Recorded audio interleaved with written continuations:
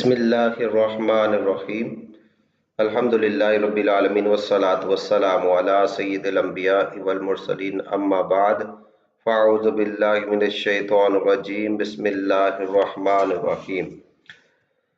دیکھیں جی، آج ہمارا یہ چوتھا سبق ہے۔ ابھی تک ہم نے جو 3 اسباق کے اندر پڑھا ہے، ہم اس کی پہلے ایک دفعہ دہرائی کر لیتے ہیں۔ دیکھیں جی، سب سے پہلے جو ہم نے آغاز کیا تھا وہ لفظ کی تعریف سے کیا تھا۔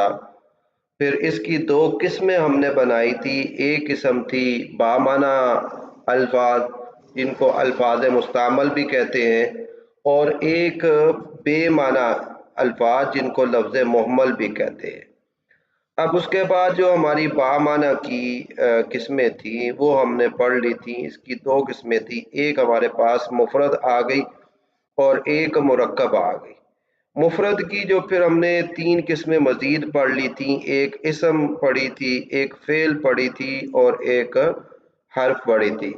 تو یہ تو ہمارا ہو چکا تھا اور ان کو بتایا تھا کہ ان 3 قسموں کو 6 اقسام کہتے ہیں۔ آج کا جو ہمارا موضوع ہے وہ بھی الفاظ کی مختلف اقسام ہیں۔ ان کے اندر جو استعمال ہوتا ہے صرف کے اندر، وہ ایک استعمال ہوتا ہے ثلاثی، ایک ہوتا ہے جی رباعی، ایک ہوتا ہے خماسی۔ اگر سیدھا پہلے اگر ہم دیکھ لیں ان کی تعریفات پر، ثلاثی 3 کو کہتے ہیں جی، تو 3 حرفی کلمہ جو ہوگا اس کو ہم ثلاثی کہہ دیں گے، ٹھیک ہے جی۔ رباعی 4 کو کہتے ہیں جی۔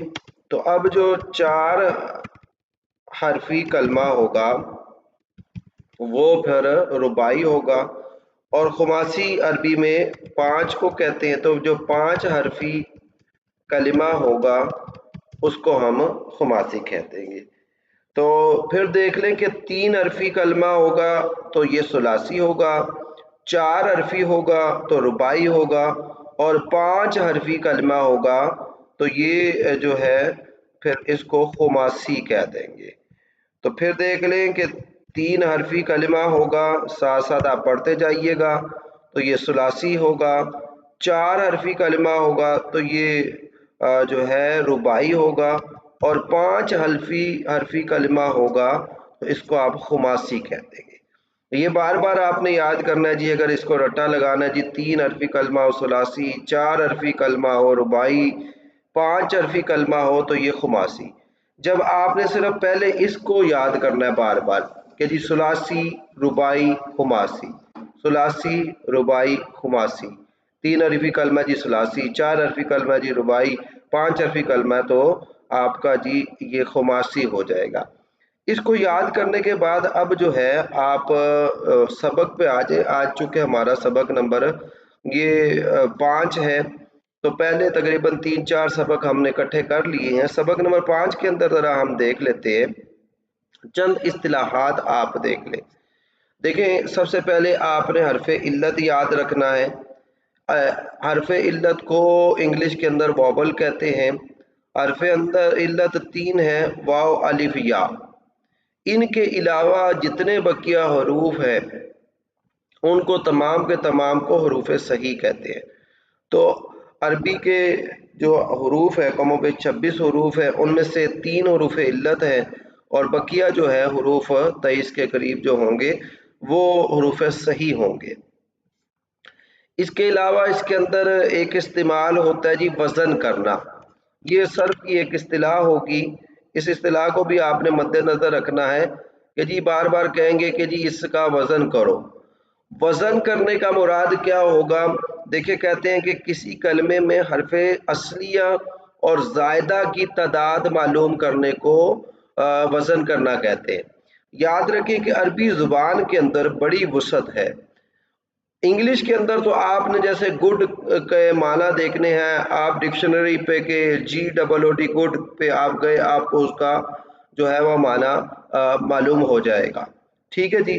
اور بھی جس بھی لفظ کا آپ کریں گے تو اس کے اندر یہ جو ہے نا حروف اصلیہ اور حروف زائد، اس کا کوئی جو ہے اس طرح کا چکر نہیں ہوتا۔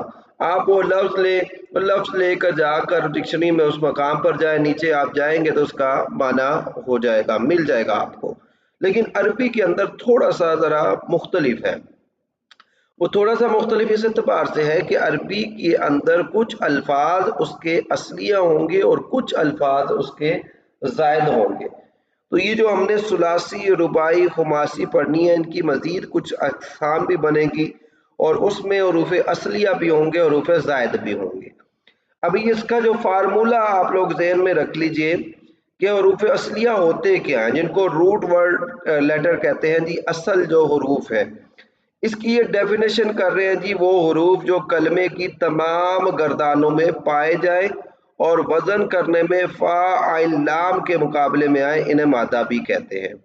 دیکھیں اس کے اندر یہ یاد رکھیے کہ جو حروف اصلیہ ہوں گے وہ تو ہر صورت کے اندر، چاہے ماضی کی گردان ہو، مضارع کی گردان ہو، امر کی گردان ہو، یعنی یہ جو حروف ہیں جو ہے یہ ہمیشہ آپ کو نظر آئیں گے. جیسے آپ دارابا کی گردان لے لیجئے، اب آپ اس کی ماضی لے لیجئے، آپ اس کی مضارع لے لیجئے، آپ اس کی امر لے لیجئے، آپ اس کی نہی لے لیجئے، یہ تمام کی تمام گردانوں کے اندر یہ حروف اصلیہ پائے جائیں گے. تو یہ جو ہوں گے ضاد، را، با، یہ اس کے حروف اصلیہ ہوں گے اور یہ پوری کی پوری گردان کے اندر پائے جائیں گے. اب دیکھیں اس کے اندر یہ کہہ رہے ہیں کہ جیسے آپ ضربہ کا وزن کرتے ہیں، وزن کرنے کے لیے آپ نے فا عین لام کو آپ نے اس کو مد نظر رکھنا ہے. اس فا عین لام کے برابر جو لفظ آئے گا وہ حروف اصلیہ ہوں گے، اس سے ہٹ کر جو کوئی لفظ ہوگا وہ حروف زائد ہوں گے.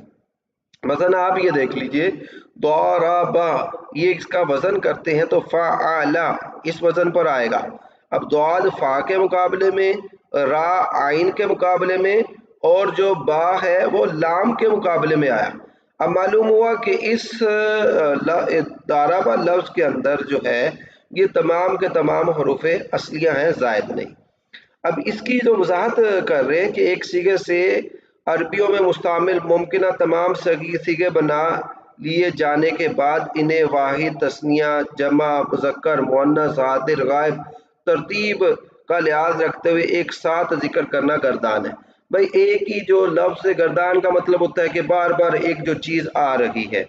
تو جو ہے آپ نے یہ بھی ذرا مد نظر رکھنا ہے کہ گردان ہوتی کیا ہے کہ ایک جو الفاظ ہیں اس سے آپ جو واحد، تثنیہ، جمع، مذکر، مؤنث جو ساری چیزیں بناتے ہیں وہ ساری کی ساری گردان ہوگی.